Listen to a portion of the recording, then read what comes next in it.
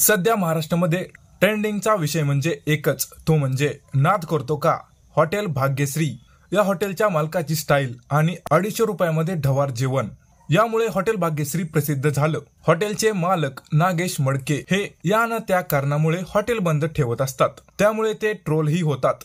मागे त्यांनी काळ्या रंगाची नवी कोरी फॉर्च्युनर गाडी खरेदी केली, त्यामुळे ते पुन्हा चर्चेत आले। आता आषाढी एकादशी निमित्त सध्या राज्याच्या कानाकोपऱ्यातून पंढरीच्या दिशेने पालख्या मार्गस्थ झालेल्या आहेत। धाराशिव जिल्ह्यात असलेले हॉटेल भाग्यश्रीच्या समोरून गजानन महाराजांची पालखी जाते, त्यामुळे हॉटेल भाग्यश्रीच्या मालकाने म्हणजेच नागेश मडके यांनी शुक्रवारी सकाळी एक व्हिडिओ शेअर करत आज आपलं हॉटेल बंद आहे असं सांगितलं। ते म्हणतात, आपल्या हॉटेल समोरून गजानन महाराजांची पालखी जात आहे, त्यामुळे आपलं हॉटेल सुरू ठेवणं योग्य वाटणार नाही। याच्यामुळे धाराशिव जिल्ह्याचं नाव खराब होईल, असं मी कधी करणार नाही।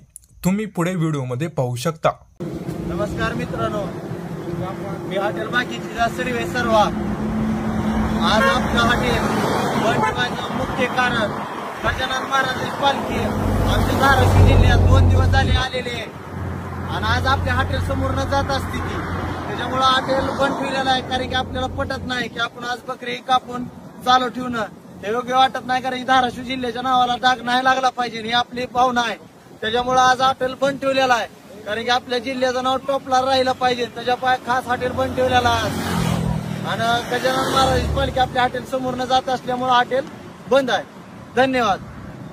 हॉटेल भाग्यश्री नाद करतो का उद्या ज्याला जेवायला उद्यापासून हॉटेल चालू आहे। धन्यवाद।